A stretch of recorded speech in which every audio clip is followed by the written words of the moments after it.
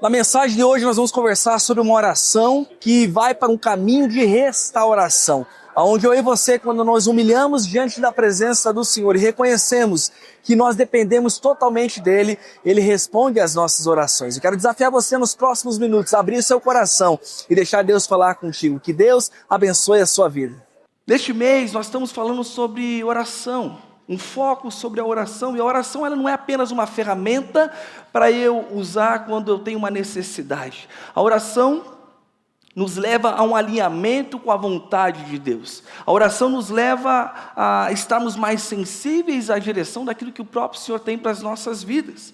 A pergunta que eu quero nortear um pouquinho o nosso bate-papo agora é: o que precisa ser restaurado nas nossas vidas para alcançarmos pessoas? O que é que Deus precisa fazer na sua vida para que você possa alcançar mais um? Porque, queridos, se nós queremos ver transformação nas nossas vidas, se nós queremos ver transformação na nossa igreja, nos nossos campos, se nós queremos ver transformação lá no nosso ambiente de trabalho, na escola em que vivemos, queridos, tudo isso, nós precisamos nos voltar para o Senhor com um coração humilde e falar: Senhor, qual é a sua vontade? Qual é o seu desejo? De que maneira que o Senhor vai usar a minha vida? As pessoas precisam olhar para nós e enxergar Jesus. As pessoas precisam olhar para nós e encontrar a fonte de vida que elas tanto precisam e necessitam. Antes de sermos instrumentos de transformação na vida de outras pessoas, nós precisamos experimentar essa transformação em nós. E eu queria desafiar você a abrir sua Bíblia agora, no livro de 2 Crônicas, capítulo 7. 2 Crônicas, capítulo 7, a partir do versículo 12, será o texto que vai nos nortear nesse tempo de conversa. Então abra sua Bíblia, vai aparecer também no telão, mas desafio você, neste momento, a estar sensível à direção do Senhor e ao toque do Espírito Santo. 2 Crônicas, capítulo 7, a partir do versículo 12. O Senhor lhe apareceu de noite e disse: ouvi a sua oração e escolhi este lugar para mim, como templo para sacrifícios. Se eu fechar o céu para que não chova, ou mandar que os gafanhotos devorem o país, ou sobre o meu povo enviar uma praga, se o meu povo, que se chama pelo meu nome, se humilhar e orar, buscar a minha face e se afastar dos seus maus caminhos, dos céus eu o ouvirei, perdoarei o seu pecado e curarei a sua terra. De hoje em diante os meus olhos estarão abertos e os meus ouvidos atentos às orações feitas neste lugar. Escolhi e consagrei este templo para que nele esteja o meu nome para sempre. Os meus olhos e o meu coração sempre estarão ali. Imagine um povo que experimentou o auge da prosperidade. Viu a glória de Deus encher um templo recém-construído, fez festas, se animou. Agora pense esse mesmo povo, tempo depois, enfrentando desafios, enfrentando perseguição, seca, pragas, o inimigo. O texto de 2 Crônicas faz parte do momento em que Deus responde à oração de Salomão após ele dedicar o templo. O Senhor aparece ao rei à noite de uma forma onde ele reafirma o compromisso com Israel. Ele fala: eu vou proteger, eu vou de alguma maneira cuidar, mas tem uma condição. Existe uma condição, e essa condição é: sua bênção está ligada à obediência do povo. Se tem obediência, tem a bênção. Se tem a resposta do povo, tem a bênção. E esse trecho é um convite a um arrependimento verdadeiro, um arrependimento sincero. Deus declara que pode sim existir tempo de seca. Deus declara que pode ter tempos de dificuldades. Nós oramos aqui hoje, colocando diante de Deus situações que eu e você nós não temos controle, mas Ele também, Ele oferece saída. Ele fala: se o seu povo se humilhar, orar, buscar a sua face, se desviar dos seus maus caminhos, Ele ouvirá dos céus, Ele ouvirá, perdoará os pecados e restaurará e sarará a terra. Esse texto nos ensina que quando nós enfrentamos tempos difíceis, ou quando nós estamos nos preparando para um tempo de alcançar pessoas, ou quando nós caminhamos com Ele, simplesmente caminhamos com Ele, eu e você, nós precisamos dar uma resposta ao Senhor. Muito mais do que nós alcançarmos mais um, mais dois, ou mais quantos o Senhor permitir. Nós precisamos avaliar o nosso coração, a nossa vida. O que hoje, na sua percepção, precisa ser restaurado. O que hoje na sua percepção, na sua vida, precisa ser ajustado antes de você alcançar mais um. Pensa aí na sua vida, na sua família, no seu casamento. Pensa na sua realidade. Queridos, Deus ouve a oração dos que se humilham diante dele. A primeira parte do versículo 14 fala: se o meu povo, que se chama pelo meu nome, se humilhar. Se humilhar. Esse versículo é a resposta de Deus ali a Salomão, quando Salomão ele dedica ao templo. E no versículo 12 ele fala: escolhi este lugar para mim como um templo para sacrifícios. E depois de anos de construção, o templo foi finalmente construído. E se nós olharmos um capítulo antes, capítulo 6, 2 Crônicas, nós vamos ver Salomão fazendo uma oração profunda, falando: Senhor, por mais que existam pecados no povo, não abandona. Por mais que exista um povo rebelde, não abandona. Que exista a misericórdia do Senhor, que exista a restauração. E aí no versículo 12, Deus responde a essa oração. Se nós olharmos no Antigo Testamento, Deus escolhia um lugar, e ali ele fazia um templo. Nós podemos ver o Monte Moriá ali, onde Abraão ele levou o seu filho ali para oferecer como sacrifício ao Senhor. Isso no Velho Testamento, então ele fazia-se presente. E no Novo Testamento também, Deus escolhe um lugar para habitar. Sabe aonde é que ele escolhe para habitar? Em todos aqueles que o reconhecem como o Senhor de suas vidas. Em todos aqueles que se entregam verdadeiramente, que se humilham, que se colocam na presença dEle de forma real e sincera. E aqui Deus traz um alerta para aquele povo. Ele fala que quando houver dificuldades, seca, pragas, quando o tempo difícil chegar, a resposta do povo deve ser se humilhar na presença de Deus. Entendendo que na humilhação existe dependência única em Deus. Queridos, Deus intervém na história humana. Deus, ele sempre intervém e faz isso com um propósito. Nós não somos entregues à sorte da vida. Quando nós olhamos para o deísmo coloca Deus à margem da história. Deísmo acredita que Deus criou o mundo, mas abandonou o mundo, abandonou a sua criação. Ele não se envolve mais com a sua criação. Muitos negam a existência de Deus, mas queridos, nós cremos em um Deus que intervém. Um Deus que está perto, um Deus que quando nós buscamos a Ele de todo o nosso coração, nós vamos encontrar, porque Ele é um Deus que se deixa ser encontrado, assim diz Jeremias. Um Deus que intervém. Mas quem sabe aquele povo olhava para as dificuldades, para os desafios, e eu consigo perceber 4 possibilidades quando alguma coisa acontece na nossa vida. A primeira possibilidade é a consequência do pecado. E por consequência do pecado, da nossa natureza pecaminosa, existe a necessidade de a gente poder ter uma vida diferente, uma confissão de pecado, ter uma transformação de vida. Mas também pode ser consequência do ataque do inimigo das nossas almas. Nós precisamos estar atentos e submeter a Deus. Tiago 4,7 fala: submetam-se ao Senhor, resistam ao diabo e ele fugirá de quem? De nós, vai fugir. Mas submeter-se ao Senhor. Mas também pode ser consequência de um mundo caído, onde eu e você, nós não temos controle das catástrofes, dos desafios, daquilo que de fato nós não temos controle. E nós precisamos aprender a clamar ao Senhor. Mas também pode ser consequência da disciplina de Deus.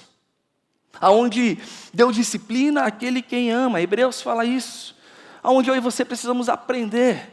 Tudo que um filho mais precisa entender quando um pai disciplina ele, é que aquele pai está ensinando. Ele quer que aquele filho aprenda. E nós precisamos aprender. Deus aponta o caminho para o seu povo sair da disciplina. Só que existe uma direção: se humilhar. Se humilhar. E a palavra humilhar significa submeter-se completamente ao Senhor. É entender que toda autoridade está totalmente direcionada ao Senhor e eu preciso depender disso. O povo de Deus precisa se humilhar. A igreja do Senhor, antes de chamar o mundo ao arrependimento, precisa se humilhar, precisa se preparar. Queridos, nada pode ser mais contraditório do que um crente soberbo. Um crente que fala: eu sou cristão, eu conheço a palavra e você depende de Deus, mas eu dependo tanto quanto ele. A palavra de Deus, lá em Tiago 4,6, Deus se opõe aos orgulhosos, mas concede graça aos humildes. Ele concede graça. A oração humilde é uma declaração de dependência do Senhor. Senhor, eu dependo totalmente do Senhor.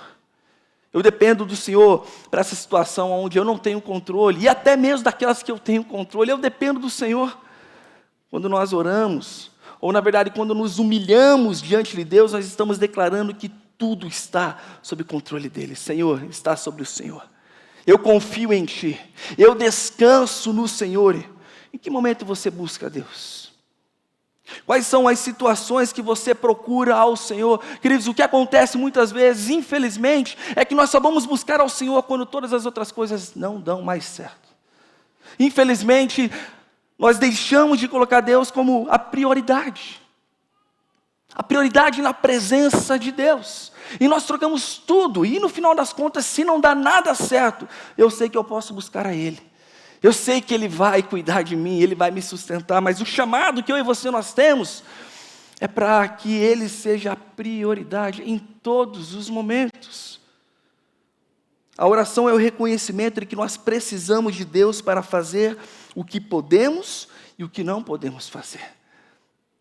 Nós necessitamos. Queridos, se nós queremos alcançar mais um, nós precisamos entender que nós dependemos dEle. A oração que você talvez pode fazer junto com o seu pequeno grupo, ao pegar aquela cadeira vazia, e a orar e falar, Senhor, nós precisamos do Senhor para alcançar a próxima pessoa que vai sentar nessa cadeira. Nós dependemos do Senhor, por nós mesmos não conseguimos fazer. Nós não temos capacidade, nós podemos até falar, convidar, nós podemos fazer tantas coisas, mas só o Senhor pode dar a oportunidade de essa vida ser transformada. Nos dê a graça, nos dê a misericórdia do Senhor. O chamado de 2 Crônicas 7,14 não é apenas para que o povo encontre forças em si mesmo, mas para que se humilhe diante de Deus. O se humilhar diante de Deus significa abandonar o nosso orgulho, a nossa vaidade. Queridos, nós não chegaremos no final desse ano falando, uau, alcançamos mais 400, mais 500, mais 1000, batendo no peito, falando, olha só o que nós como igreja fizemos, mas não. Nós chegaremos alcançando quantos Ele assim permitir que alcancemos. Falando, Senhor, obrigado, porque nós dependemos do Senhor, nós nos humilhamos diante da Sua presença. E nesse se humilhar, eu entendo que eu dependo totalmente do Senhor, não pelas minhas próprias forças. Você reconhece a sua dependência em Deus? Ou você tem sido um crente orgulhoso? Você reconhece a sua dependência em Deus? De se prostrar diante dEle e falar, Senhor, eu dependo do Senhor, eu dependo do Senhor. Queridos, Deus responde quando a oração e o arrependimento, eles andam juntos. Então, se o meu povo que se chama pelo meu nome se humilhar, e aqui a segunda parte do versículo 14, ele fala, e orar, e buscar a minha face, se converter dos seus maus caminhos, e ele dá uma direção muito clara aqui. Salomão havia acabado de dedicar o templo, e esse lugar era visto como a morada da presença de Deus. E aí quando Deus menciona a oração, Ele está afirmando que o povo devia sempre recorrer a Ele, em todos os momentos. E queridos, Deus não deseja orações vazias, mas uma busca sincera, acompanhada de arrependimento genuíno. Acompanhada de um arrependimento. E buscar a face de Deus significa desejar estar na presença dEle, independente daquilo que Ele pode oferecer. Eu não busco a Deus para buscar as bênçãos daquilo que Ele pode me dar. Por mais que eu busque a Deus, entendendo que eu preciso da cura, que eu preciso da intervenção, que eu preciso do sobrenatural dEle, eu busco porque Ele é Deus. E eu sei que só Ele pode fazer alguma coisa diante da situação, diante do tempo, diante do momento.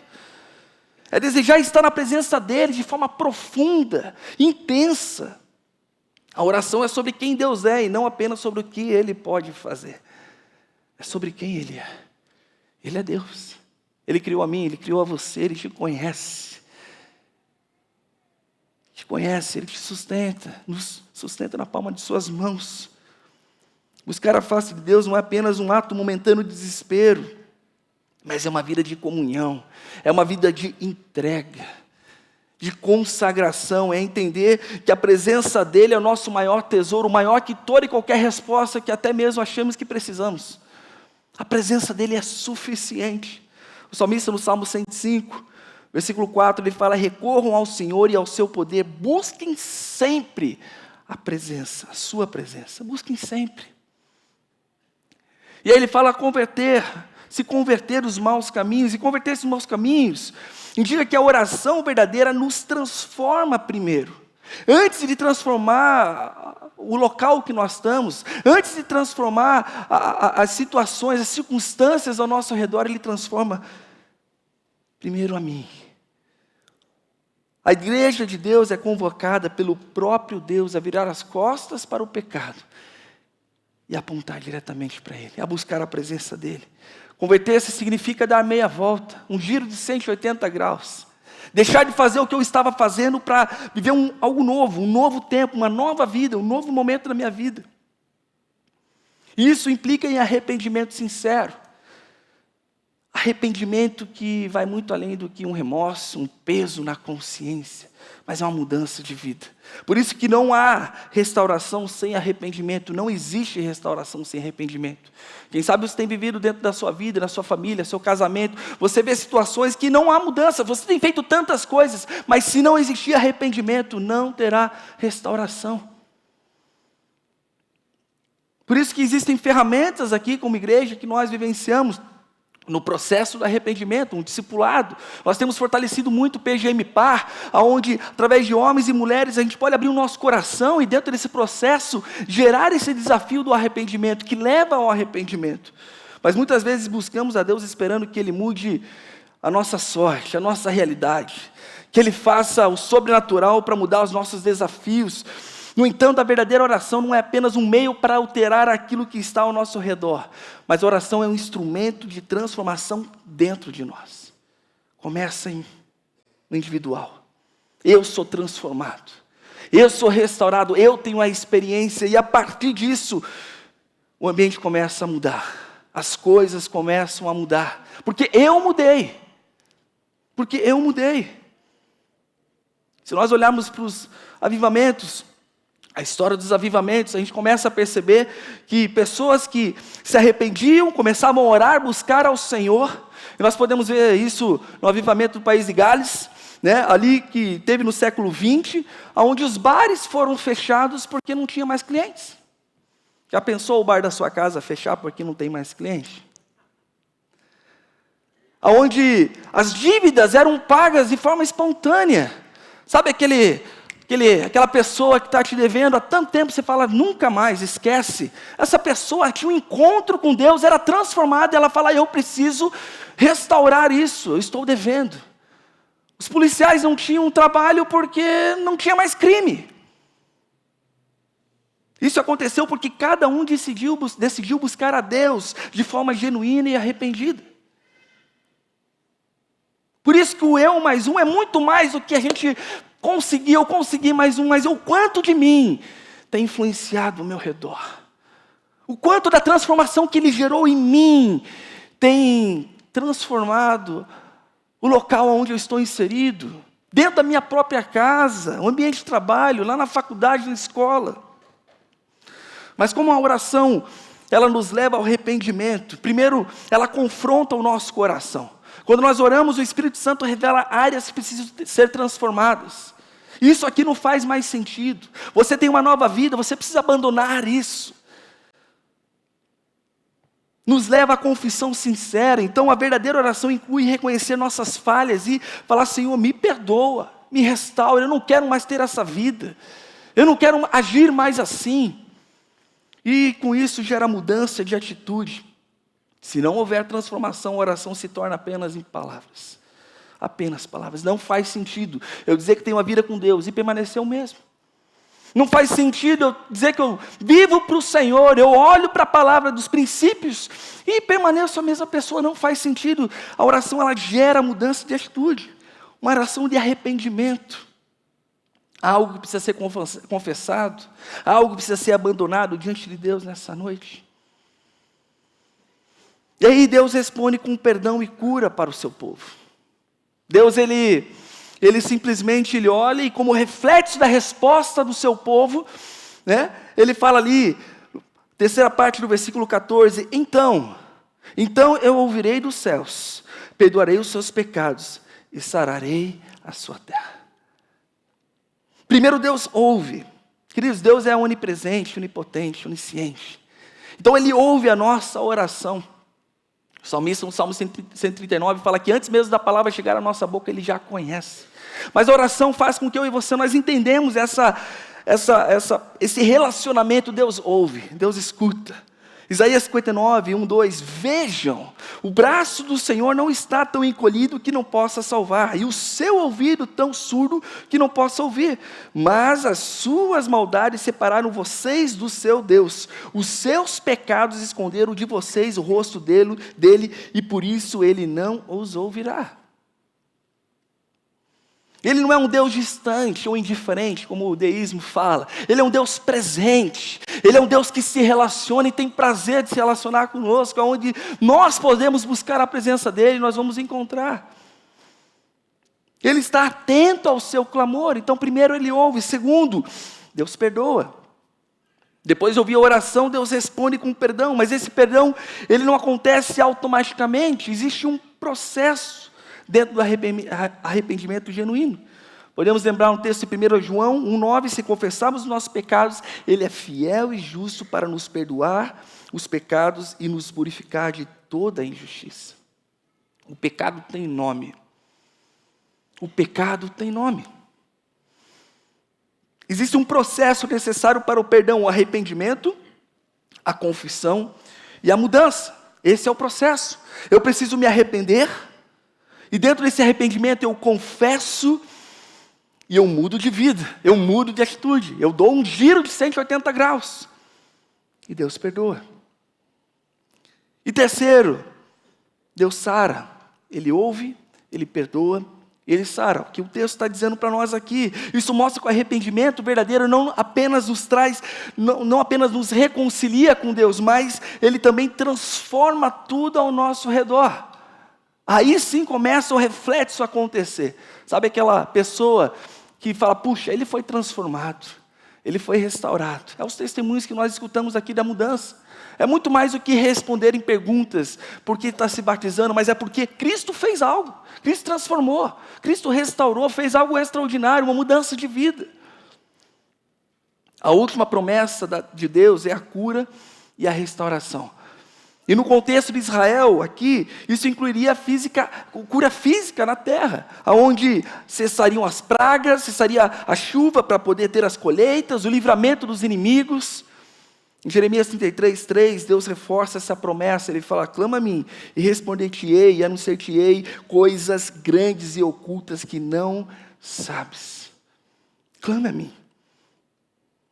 Então, quando uma pessoa, quando uma família, quando uma nação se volta para Deus, Ele age poderosamente.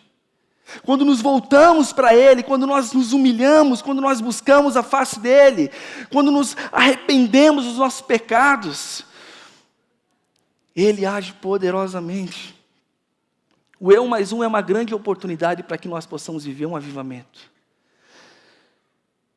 É uma oportunidade para nós vermos grandes coisas acontecerem, vidas sendo transformadas, sendo salvas pelo poder do Evangelho. Mas para isso nós precisamos nos preparar. Eu falei do avivamento do país de Gales, e os avivamentos eles aconteceram justamente porque existiam pessoas que se preparavam. E tinha um cara chamado Daniel Nash. Conhece, pastor Márcio? Ele foi intercessor e parceiro do Charles Finney, que foi um dos avivalistas do século XIX. E Nash, o que ele fazia? Antes do Finney chegar lá e pregar naquela cidade, ele ia lá dias antes, semanas antes. Só que ele não era muito conhecido, ou não tem muitas informações ou escritos dele, porque ele tinha um ministério que não é muito relevante. Esse cara orava muito, e quando ele cansava, ele orava mais ainda. E ele chegava antes lá de Finney, e ele orava, ele clamava por um avivamento. Ele clamava. E quando Finney chegava, E ele pregava e existia uma grande convicção de pecado e de entrega. E aquele local começava a ser transformado, e aí o reflexo começava a acontecer, assim como aconteceu no País de Gales, as coisas começavam a acontecer, porque pessoas se colocavam na brecha. Nash acreditava que a batalha espiritual acontecia primeiro na oração. E aí ele via os resultados quando o Finney pregava. Isso exemplifica o poder da intercessão para o avanço do reino. Por isso que nós temos uma intercessão antes do culto. Se você não sabe, sempre temos intercessores, pessoas que se colocam na brecha para que o Espírito Santo possa se movimentar em nosso meio, é onde o Espírito de Deus está, a liberdade. E eu creio, queridos, que Deus tem nos chamado à oração, por isso que durante todo o mês nós estamos falando. E se por acaso você perdeu alguma das mensagens desse mês, entra no YouTube, no canal Depois da IBB, e assista. E seja edificado, e seja desafiado, porque a oração é o caminho para a restauração. Se nós queremos que mais pessoas se entreguem e testemunhem a sua fé publicamente, através do batismo, eu e você precisamos estar preparados para isso. Nós precisamos nos entregar, nos humilhar. O que precisa ser restaurado em sua vida essa noite, para que você, através de Deus, instrumento, aquilo que Deus quer fazer na sua vida, você possa alcançar tantas pessoas assim, para a honra e glória de Deus. O que precisa ser restaurado em você? A promessa de Deus, no livro de 2 Crônicas, nos revela um princípio inegociável. A restauração começa na oração sincera, no arrependimento genuíno e na busca constante da presença dEle. Só assim nós vamos conseguir alcançar mais pessoas. Não adianta irmos com a força do nosso braço. Não adianta irmos com, eu já tenho experiência, já fiz tantos evangelismos, já alcancei tantas pessoas, já levei tantas pessoas para o batismo. Nós estamos num novo tempo, num novo momento. Se não existir oração sincera, se não existir arrependimento genuíno e uma busca constante da presença dEle, nós faremos tudo isso com a força do braço. E quem sabe a gente pode até chegar com algumas pessoas no final do ano, mas nós vamos perder a oportunidade de viver a direção clara de Deus. Deus ouve os que se humilham. Confie mais em Deus do que na sua própria força. Oração e arrependimento, eles andam juntos. Transformação começa dentro de nós. Antes de queremos ver o ambiente transformado, começa por você. Começa por você. E Deus perdoa e cura. Ele deseja restaurar a sua vida e a sua terra. Essa é a mensagem do Senhor para nós essa noite, queridos.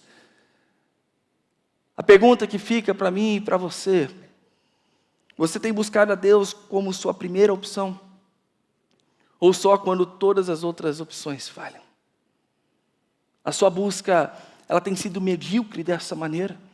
Aonde, assim, quando eu fico doente, eu vou até a farmácia, eu vou até o médico, pego um remédio, fico melhor e aí vira que segue? Ou eu entendo que Ele é minha prioridade e todas as outras coisas vão ser acrescentadas? Sua oração tem gerado mudança em sua vida ou apenas pedido mudanças nas circunstâncias? Você quer que Ele mude tudo ao seu redor, mas você continua a mesma pessoa. Hoje é noite de você se entregar de tal forma, falando: Senhor, muda o que está dentro de mim. Muda a bagunça que está dentro de mim, a tempestade que está dentro de mim, para que aquilo que estiver fora, isso possa ser como um reflexo daquilo que o Senhor já tem feito na minha vida. O que hoje precisa ser entregue a Deus para que Ele traga perdão e restauração para a sua vida? Respondendo essas perguntas de uma maneira onde você se entrega ao Senhor, eu não tenho dúvida que nós estamos mais do que preparados para alcançar mais um, mais dois, ou mais quanto Deus assim desejar.